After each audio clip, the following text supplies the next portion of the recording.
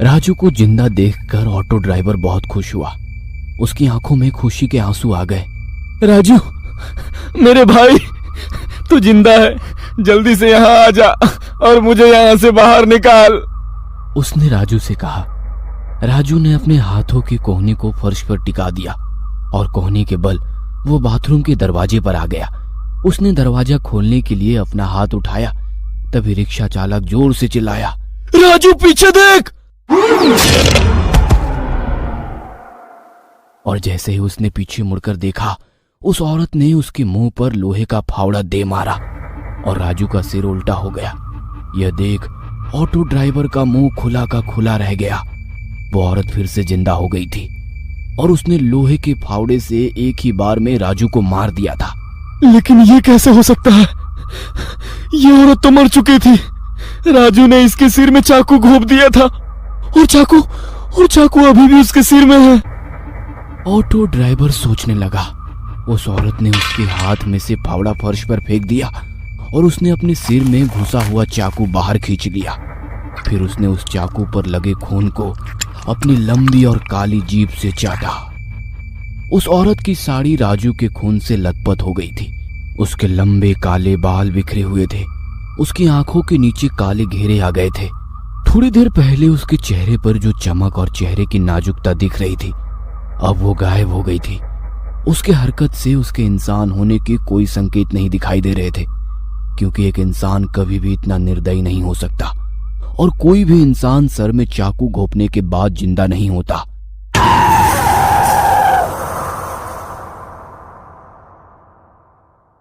राजू की लाश खून से लथपथ जमीन पर पड़ी थी।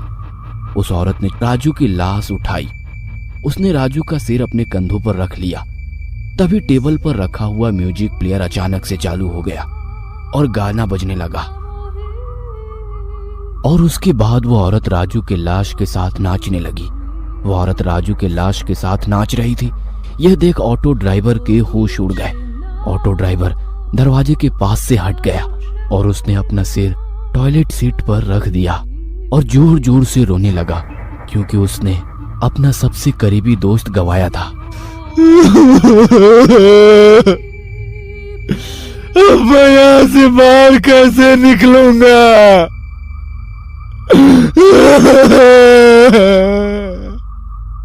वो रोते रोते खुद से ही बोल पड़ा।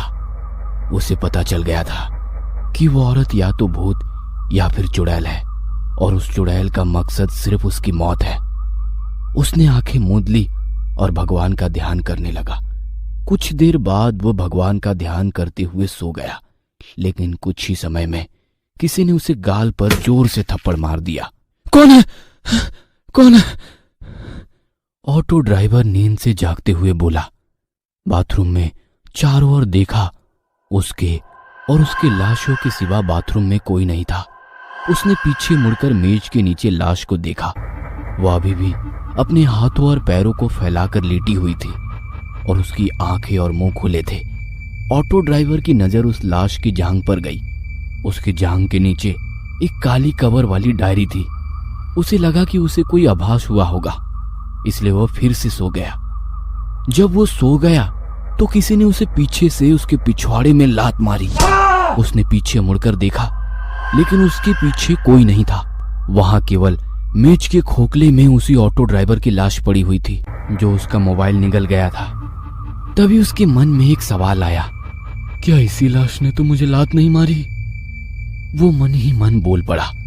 तभी उसकी नजर उस लाश की जांघों पर पड़ी और उसके रोंगटे खड़े हो गए, क्योंकि थोड़ी देर पहले जो डायरी उस लाश के जांघ के नीचे थी, वो अब उसकी जांघ से बाहर निकली थी। इसका मतलब ये था कि या तो वो डायरी खुद चलकर उस लाश की जांघ के बाहर निकली होगी या फिर वो लाश वहां से सड़क गई होगी। और डायरी तो खुद से चल नहीं सकती। इसका मतलब वो लाश ही थी जो वहां से हिली थी। उसे समझ आ गया कि वो लाश ही थी जिसने उसे पहले थप्पड़ मारा और बाद में लात मारी थी। वो लाश उसी जगह पर पड़ी थी और कुछ कुछ हलचल कर रही थी। पर उसे देखना था कि क्या वो लाश जिंदा है, इसलिए उसने बाथटब के पास में से एक मोबाइल फोन उठाया और उस लाश पर फेंक दिया। लेकिन वो लाश हिली नहीं। उसने फिर से उस मोबाइल के ढेर में से 3 मोबाइल उठाए और एक एक करके उस लाश के ऊपर फेंके, पर वो लाश हिली नहीं। उसे लगा कि उसे कोई वहम हुआ होगा, इसलिए वो फिर से जाकर टॉयलेट सीट पर सर रखकर सो गया। उसने आंखें बंद कर ली थी। इतने में उसके सर पर कुछ आ टकराया। ऑटो ड्राइवर ने आंखें खोली और चिल्लाया, कौन है? तभी उसकी नजर उसके सामने पड़े हुए मोबाइल पर पड़ी और उसकी सांसें रुक गई, क्योंकि उसके सर पर किसी ने मोबाइल फेंक कर मारा था। उसने पीछे मुड़कर टेबल के खोखले में पड़ी लाश को देखा। उसके बाजू में 3 मोबाइल पड़े हुए थे। यह देखकर तो उसका दिल धड़कना बंद हो गया, क्योंकि उसने उस लाश के ऊपर 4 मोबाइल दे मारे थे। अब यहां सिर्फ 3 थे। इसका मतलब वो लाश ही थी जिसने उसे मोबाइल फेंक कर मारा था। वो उस लाश को देखकर पीछे पीछे जाने लगा। तभी उसके पीछे बाथटब में से दूसरी लाश ने उसके पिछवाड़े में लात मारी और ऑटो ड्राइवर सीधे टेबल के नीचे पड़े हुए लाश के पैरों में जा गिरा। उस लाश के पैरों में गिरते ही उस लाश ने दोनों हाथों से उसका गला घोटना शुरू कर दिया। ऑटो ड्राइवर दर्द के मारे तड़प रहा था। वो उस लाश का चेहरा अपने नाखूनों से नोच रहा था, पर वो लाश उसका गला छोड़ ही नहीं रही थी। ऑटो ड्राइवर को उसकी मौत उसके सामने दिखाई दे रही थी। तभी उसने अपने हाथ फर्श पर टिका दिए। उसका नसीब अच्छा था कि उसे अपना चाकू फर्श पर मिला और उसने चाकू को उठाकर सीधा उस लाश के आंखों में घुसेड़ दिया और वैसे ही लाश सुन पड़ गई। उसने ऑटो ड्राइवर का गला छोड़ दिया और बेजान होकर नीचे पड़ गई। ऑटो ड्राइवर वहां से उठ गया और टॉयलेट सीट पर जाकर चढ़ गया। उसकी सांसें अटक रही थी। अब उसकी बाईं ओर टेबल के नीचे पड़ी हुई लाश थी और दाईं ओर बाथटब जो लाशों से भरा हुआ था। हे भगवान, मुझे यहाँ से बाहर निकालो। मैं फिर कभी शराब नहीं पीऊंगा, गालियां नहीं दूंगा, हमेशा आपकी पूजा करूंगा, किसी भी औरत की तरफ नहीं देखूंगा। आप कहे तो मैं सन्यासी बन जाऊंगा, पर मुझे इस बाथरूम से बाहर निकालो भगवान, बाहर निकालो। मैं आपसे विनती करता हूँ भगवान। ऑटो ड्राइवर ने भगवान से प्रार्थना की, तू कभी यहाँ से बाहर नहीं निकल पाएगा, ना जिंदा ना मुर्दा। उसके बाद वो जोर जोर से हंसने लगी। ऑटो ड्राइवर ने अपने कान बंद कर लिए और भगवान का नाम लेना शुरू कर दिया। हे राम, हे राम, हे राम, हे राम, हे राम, हे राम। पर भगवान का नाम लेते हुए उसके मन में एक ही सवाल आया, क्या भगवान उसके इस गलती के लिए माफ कर देंगे? क्योंकि उसने एक औरत की इज्जत लूटने की कोशिश की थी। उसके मन में ना जाने कौन सा ख्याल आया और उसने भगवान का नाम लेना बंद कर दिया। कुछ देर बाद सुबह हो गई थी और वो सोचने लगा, क्या मेरे इस गलती की सजा सिर्फ मौत है? क्या सच में मैं इस बाथरूम के बाहर कभी नहीं निकल पाऊंगा? क्या मैं कभी अपने बीवी बच्चों को नहीं देख पाऊंगा?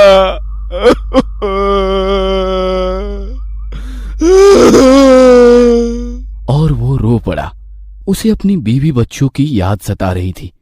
नहीं, मैं इतनी जल्दी हार नहीं मानूंगा। मैं लड़ूंगा, मैं जरूर लड़ूंगा। वो खुद से बोल पड़ा और वो अपनी जगह पर खड़ा हुआ। बचाओ! कोई मुझे बचाओ! मैं इस बंगले के बाथरूम में फंसा हुआ हूँ! बचाओ! वो गला फाड़ कर चिल्लाने लगा। चिल्ला चिल्ला कर उसका गला दर्द करने लगा। तभी वो फिर से रो पड़ा। कोई मुझे बचाओ! वो रोते हुए बोला, पर कोई भी उसकी बातें सुन नहीं पा रहा था। आखिरकार वो चुप बैठ गया। तभी उसकी नजर टेबल के नीचे पड़े हुए उस लाश के पास पड़ी हुई डायरी पर पड़ी। उसने उस लाश के पास से डायरी उठाकर खोली। उसने डायरी में नाम पढ़ा, महेश सातारकर। वो शायद उसी की डायरी थी। जिसमें वो हर दिन बिताए हुए अपने दिन के बारे में लिखा करता था। ऑटो ड्राइवर ने सोचा कि उसने जरूर इस डायरी में लिखा होगा कि वह बाथरूम में कैसे फंस गया था। कुछ पन्ने पलटने के बाद वह एक पेज पर रुक गया। उस पेज की शुरुआत में ऑटो ड्राइवर ने लिखा था, मुझे पता है किसी न किसी दिन मेरी डायरी कोई ऑटो ड्राइवर द्वारा पढ़ी जाएगी। मेरा नाम महेश शतारकर है और मैं कोई ऑटो ड्राइवर नहीं हूं, मैं एक पत्रकार हूं। ये पढ़कर ऑटो ड्राइवर चौंक गया। अगर वो ऑटो ड्राइवर नहीं बल्कि पत्रकार था तो उसने ऑटो ड्राइवर की यूनिफॉर्म क्यों पहन रखी थी? ऑटो ड्राइवर के मन में सवाल आया। उसने सोचा, इसके पीछे कोई ना कोई बड़ा कारण होगा, इसीलिए इस पत्रकार ने ऑटो ड्राइवर की यूनिफॉर्म पहन रखी होगी और इसी कारण वो चुड़ैल के जाल में फंस गया होगा। पर वो फंसा कैसे? उसके मन में और एक सवाल आया। तो इन प्रश्नों के उत्तर जानने के लिए ऑटो ड्राइवर ने वो डायरी पढ़ने का फैसला किया और उसने डायरी पढ़ना शुरू कर दिया। पिछले 3 महीनों से हर शनिवार को इस शहर में से एक ऑटो ड्राइवर गायब हो रहा है।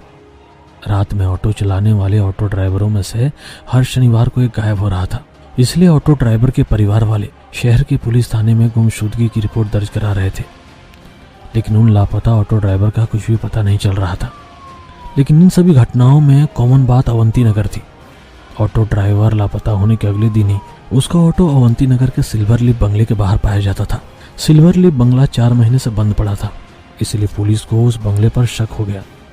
पुलिस को शक था कि उन सभी ऑटो ड्राइवरों का किसी साइको ने अपहरण कर लिया है, क्योंकि सभी ऑटो ड्राइवर शनिवार की रात से लापता हुए थे और उनके खाली ऑटो सिल्वर लिप बंगले के बाहर पाए गए थे। इस वजह से पुलिस ने सिल्वर लिप बंगले की तलाशी ली, लेकिन उन्हें बंगले में कुछ भी संदिग्ध नहीं मिला। इसलिए पुलिस ने उस बंगले को अनदेखा कर दिया। मैं एक पत्रकार था, इसलिए मैंने फैसला किया कि मैं ऑटो ड्राइवरों के लापता होने का कारण जानकर ही रहूंगा और मैंने जांच शुरू की। तब मुझे पता चला कि जो ऑटो ड्राइवर लापता हो गए थे वे रात में गुलाबगंज इलाके में ऑटो चलाते थे। इसलिए मैंने शनिवार की रात को गुलाबगंज इलाके में ऑटो चलाने का फैसला किया। उस शनिवार की रात को 2 बजे मैं गुलाबगंज इलाके में ऑटो चला रहा था जब मैंने सुनसान रोड के किनारे पर एक औरत को देखा। मैंने ऑटो उसके करीब जाके खड़ा कर लिया। मैंने उस औरत के चेहरे की तरफ देखा। उसका चेहरा मुझे कुछ जाना पहचाना सा लग रहा था, जैसे कि मैंने उसे पहले कहीं देखा हो, लेकिन मुझे याद आ रहा था कि मैंने उसे कहाँ देखा था। भैया अवंती नगर छोड़ दोगे? उस औरत ने मुझसे पूछा। अवंती नगर के शब्द सुनते ही मेरी आंखें चमक उठी। हाँ बिल्कुल, बैठ जाइए, मैंने उस औरत से कहा। जैसे ही औरत रिक्शा में बैठ गई, मैं ऑटो को अवंती नगर की तरफ ले जाने लगा। ऑटो में बैठकर मैं याद करने की कोशिश कर रहा था कि मैंने उस औरत को कहाँ देखा है, लेकिन मुझे कुछ याद नहीं था। कुछ ही समय में अवंती नगर आया। उस औरत ने मुझे एक बंगले के सामने रुकने को कहा। उसने भाड़ा दिया और एक बंगले का गेट खोलकर अंदर चली गई। मैंने उस बंगले को देखा और मेरी आंखें खुली की खुली रह गई, क्योंकि उस बंगले का नाम सिल्वर लिप था। लेकिन ये बंगला तो 4 महीने से बंद है, फिर यह औरत इस बंगले में क्यों गई है? मैं मन ही मन बोल पड़ा। मुझे लगा कि कुछ तो गड़बड़ है और मैंने उस बंगले में जाने का फैसला किया ताकि पता चल सके कि मामला क्या है। तभी अचानक से मेरी नजर पीछे की सीट पर गई। वो औरत ऑटो में अपना मोबाइल भूल गई थी। बस मुझे उस बंगले में घुसने का कारण मिल गया। मैंने मोबाइल लिया और गेट खोलकर बंगले के आंगन में आ गया। मैंने दरवाजे की घंटी बजाई, लेकिन कोई भी दरवाजा नहीं खोल रहा था। इसलिए मैंने दरवाजे को थोड़ा सा धक्का दिया और यह क्या, अचानक दरवाजा खुल गया। औरत शायद गलती से दरवाजा बंद करना भूल गई थी। मैडम जी, मैंने अंदर आते ही उस औरत को आवाज दी। तभी मैंने उस औरत के चिल्लाने की आवाज सुनी। दूसरी मंजिल के एक बेडरूम से वो चीखने की आवाज आई थी। इसलिए मैं दूसरी मंजिल के उस बेडरूम की तरफ भागा, लेकिन मैंने देखा कि बेडरूम खाली था। तभी एक बार फिर से औरत जोर से चीखी। वो चीख वॉशरूम से आई थी, तो मैं दौड़कर वॉशरूम का दरवाजा खोलकर वॉशरूम में घुस गया और सामने का नजारा देखकर मेरे पैरों तले जमीन खिसक गई, क्योंकि मैंने वॉशरूम के बाथटब में ऑटो ड्राइवर की लाशें देखी थी। तभी उस औरत ने बाहर से वॉशरूम का दरवाजा बंद कर दिया। मैंने दरवाजा खोलने की कोशिश की, पर मैं असफल रहा। मैं रोया, चिल्लाया, उससे भीख मांगी, लेकिन उसने दरवाजा नहीं खोला। मैंने बाथटब के पास मोबाइलों का ढेर देखा। मैंने अपनी जेब से उस औरत का मोबाइल निकाला तो वो एकदम उन्हीं मोबाइलों की तरह था। मैं समझ चुका था कि उस औरत ने मुझे अपने जाल में फंसाया है, लेकिन वो औरत कौन थी? मेरे मन में सवाल आया। अचानक मेरे दिमाग में कुछ आया और मेरे दिल की धड़कन बंद हो गई।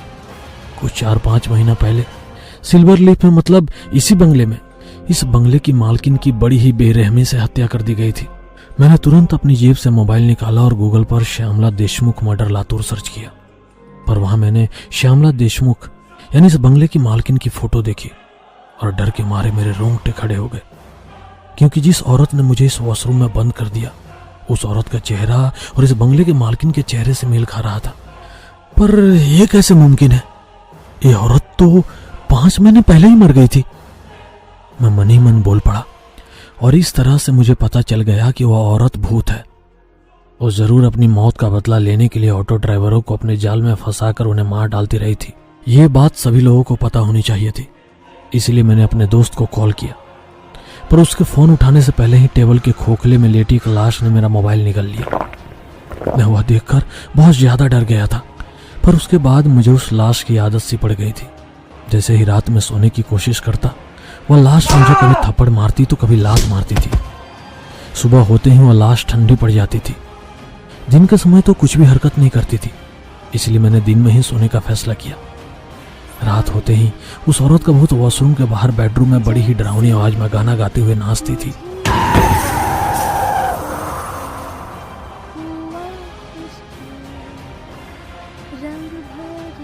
उसकी आवाज सुनकर मेरे कान दर्द करते थे। हर वक्त मेरी नजर वॉशरूम में पड़ी लाशों पर जाती थी। उसमें से आधे ऑटो ड्राइवर तो उस वॉशरूम में बिना खाने पीने के तड़प के मर गए थे। मैं हमेशा सोचता था कि वो औरत इन सभी की मौत कैसे देख पाती होगी।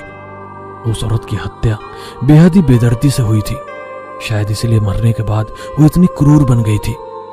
कहानी के अगले एपिसोड में हम देखेंगे कि आखिर वह औरत भूत सिर्फ ऑटो ड्राइवर्स को ही क्यों मार देती थी, और अगले एपिसोड में हम ये भी देखेंगे कि उस औरत का खून किस वजह से और किस तरीके से किया गया।